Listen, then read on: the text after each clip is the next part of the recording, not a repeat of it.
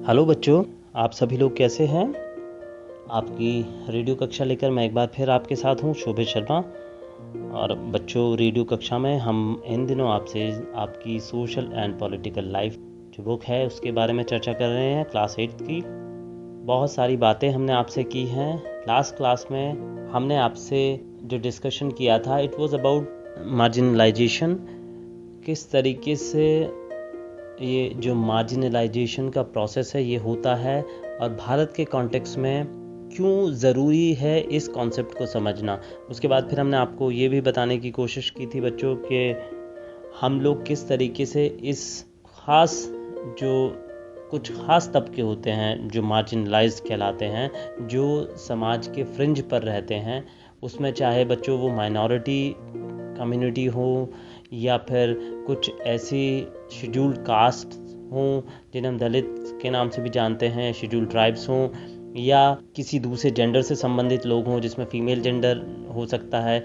कभी कभी बच्चों कुछ ऐसे लोग भी होते हैं जो जिन्हें हम ट्रांसजेंडर के नाम से जानते हैं, या थर्ड जेंडर जिन्हें हम कहते हैं। तो इस तरीके के जो भी लोग हों उनको हमें किस प्रकार मार्जिनलाइज होने से बचाना है, ये हमारा भारत के नागरिक होने के नाते कर्तव्य है।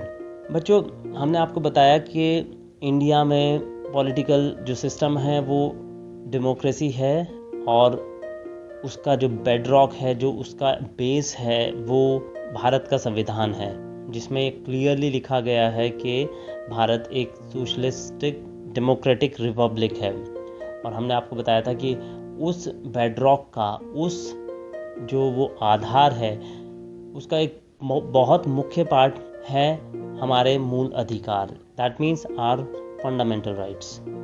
तो बच्चों, हमारे संविधान निर्माताओं के द्वारा फंडामेंटल राइट्स को कॉन्स्टिट्यूशन में रखना, और उसके बाद at different times the highest interpreted of constitution, that is Supreme Court of India.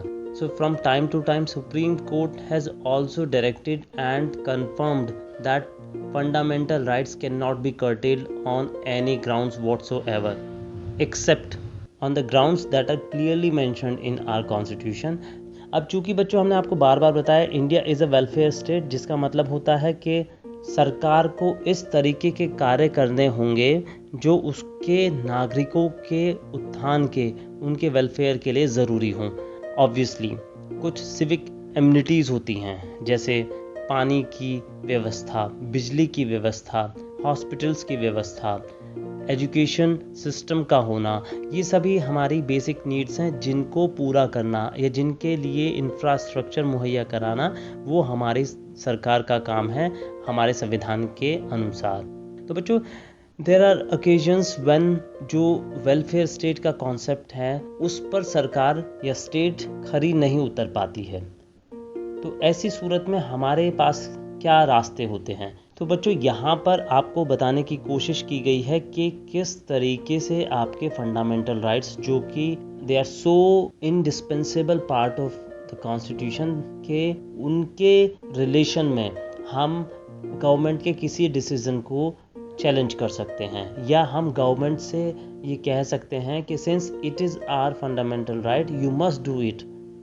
For example बच्चों, मान लीजिए कि आपके लोकेलिटी में जहां आप रहते हैं उसके आसपास में कोई इस तरीके की फैक्ट्री है या कोई इस तरीके की इंडस्ट्री है that leads to some kind of smoke that may prove to be hazardous for your health. आप देखते हैं कि ऐसा धुआं है जिससे आपकी सेहत को, या और जो बच्चे हैं या आपसे भी छोटे बच्चे हैं या बड़े बुजुर्ग हैं, उनकी सेहत को खतरा हो सकता है। तो आप क्या करेंगे? यहाँ पर आपके लिए क्या रास्ते होते हैं? तो बच्चों, सबसे पहली बात तो यह है, आपको ये समझना होगा कि ये आपके किस अधिकार का उल्लंघन करता है। तो हम आपको बताते हैं कि there is a right to life. हमारे संविधान में जो मूल अधिकार दिए गए हैं वहाँ पर एक बहुत ब्रॉड अधिकार है जिसको कहा गया है राइट टू लाइफ, यानी कि जीने का अधिकार। अब बच्चों, आप समझ सकते हैं कि जीने का अधिकार कितना ब्रॉड हो सकता है, कितना वाइड हो सकता है, इसमें कितनी चीज़ें आ सकती हैं। तो चूँकि फ्रेश हवा का ना मिलना वो आपके इस मौलिक अधिकार का कहीं ना कहीं उल्लंघन करता है, और उसके बाद फ्रेश हवा का ना मिलना और उसके ऊपर भी प्रदूषित हवा का मिलना वो आपकी सेहत को खराब करेगा ही करेगा। तो उस सूरत में आप सरकार को अपील कर सकते हैं, आप सरकार को लिखते हैं कि this kind of industrial establishment, since it blows out hazardous smoke, it leads to deterioration in our health. It may prove hazardous to our health. So this facility, this industry should be removed from this place, or it should be commanded, it should be told not to emit this kind of smoke. तो आप इस तरीके से लिख सकते हैं कि ये हमारी सेहत के लिए खतरा हो सकता है, जो कि हमारे फंडामेंटल राइट, जीने का अधिकार जो है उसको कहीं ना कहीं उल्लंघन करता है। तो ऐसे में हम सरकार से विनती करते हैं कि इस इस्टेब्लिशमेंट का जो इंडस्ट्री है इसका या तो इसको यहाँ से हटाया जाए, या फिर इनको कहा जाए कि ये अपना जो स्मोक है उसके जो पॉल्यूशन के नियामक होते हैं उनका पालन करें। अब ऐसे में बच्चों, आपके पास चूँकि ये आपका मौलिक अधिकार का उल्लंघन है, तो आप सरकार से कहते हैं, और फिर भी यदि सरकार इसको करने में असमर्थ होती है तो आपके पास क्या रास्ता होता है। बच्चों, हमारा जो जुडिशियल सिस्टम है, हमने आपको लास्ट क्लास में बताया था कि India has got an independent judiciary that ensures के फंडामेंटल राइट्स का पालन हो रहा है, आपके फंडामेंटल राइट्स का उल्लंघन नहीं हो रहा है। तो ऐसे में यदि आपको लगता है कि स्टेट के द्वारा कोई एक्शन नहीं लिया गया है, तो आप सुप्रीम कोर्ट को सीधा अप्रोच कर सकते हैं। बच्चों, ये जो सुप्रीम कोर्ट को सीधा अप्रोच करने की फैसिलिटी है, वो केवल और केवल फंडामेंटल राइट्स के उल्लंघन के समय पर आपको दी जाती है, और उस समय सुप्रीम कोर्ट के पास एक स्पेशल अधिकार होता है जिन्हें हम रिट्स कहते हैं, उन्हें इशू करने का। आप बच्चों आगे पढ़ेंगे तो आपको पता चलेगा कि किस किस तरीके के रिट्स, कौन कौन से रिट्स होते हैं जो सुप्रीम कोर्ट इशू कर सकती है।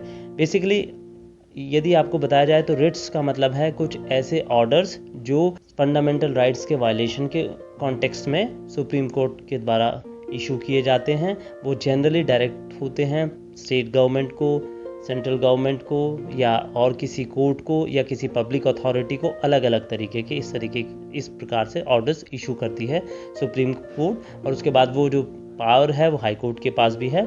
तो आप कोर्ट को अप्रोच कर सकते हैं और कोर्ट उसको एंटरटेन करेगी। उसके बाद वो देखेगी कि आपकी जो प्रार्थना है, आपका जो शिकायत है उसमें कितनी सच्चाई है, और वो देखने के बाद सुप्रीम कोर्ट हो सकता है गवर्नमेंट को ये ऑर्डर करे कि ये फंडामेंटल राइट का वायलेशन है, तो आप इंश्योर करें कि इसका समाधान हो।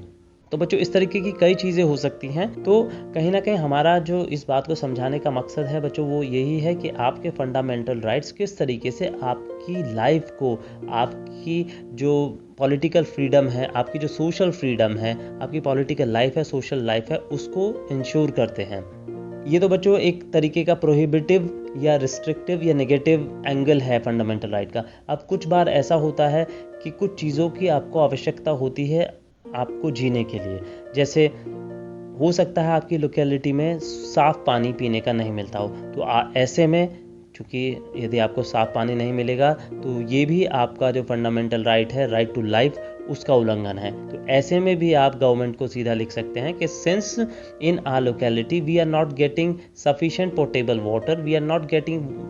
Water and that may lead to poor health among the residents of our locality. तो ऐसे में आप गवर्नमेंट को ये कह सकते हैं कि काइंडली इंश्योर कि हमारे यहाँ पर पोर्टेबल वाटर हो, हमारे पास पीने का पानी, शुद्ध पानी हमारे पास हो। तो इस तरीके से आपके यहाँ यदि हेल्थ की फैसिलिटी नहीं है तो भी आप गवर्नमेंट को ये कह सकते हैं कि ये हमारा फंडामेंटल राइट है। इस तरीके से बच्चों, कभी कभी ऐसा होता है कि आप के कुछ विचार होते हैं और वो विचार आप प्रकट करना चाहते हैं, you want to either publish them or to broadcast them. तो within the restrictions that have been imposed by our constitution, तो उन रिस्ट्रिक्शंस के अंदर आप अपनी जो बात है उसको कह सकते हैं, वो भी आपका अधिकार है। इस तरीके से कई अधिकार हमारे मौलिक अधिकारों की कैटेगरी में आते हैं जिनके बारे में हमने आपसे चर्चा की है। तो there are categories of fundamental rights that are available to us. बच्चों, कुल मिलाकर एक बार फिर कहेंगे कि इस रेडियो क्लास का जो पर्पस था, ऑब्जेक्टिव था, वो यही था कि आपको आपके फंडामेंटल राइट्स का, आपके जो कॉन्स्टिट्यूशन है जिसने आपको फंडामेंटल राइट्स दिए हैं, उसके प्रति आपकी एक अवेयरनेस होना ज़रूरी है। आपको पता होना चाहिए कि किस तरीके से ये फंडामेंटल राइट्स और जो वेलफेयर स्टेट है, जो हमारे कॉन्स्टिट्यूशन में सुनिश्चित किया गया है, एक पॉजिटिव रिलेशनशिप है। तो हम उम्मीद करते हैं आपको ये सारी बातें समझ में आई होंगी। इसके अलावा फिर आगे की क्लासेस में आपको फंडामेंटल राइट्स के बारे में डिटेल में बताया जाएगा कि कौन सा अधिकार किस तरीके से इस्तेमाल किया जाता है, कौन कौन से अधिकार के ऊपर क्या रिस्ट्रिक्शंस होते हैं। तो बच्चों, आज के लिए आपकी रेडियो कक्षा में इतना ही। मुझे शोभित शर्मा को अनुमति दीजिए। नमस्कार।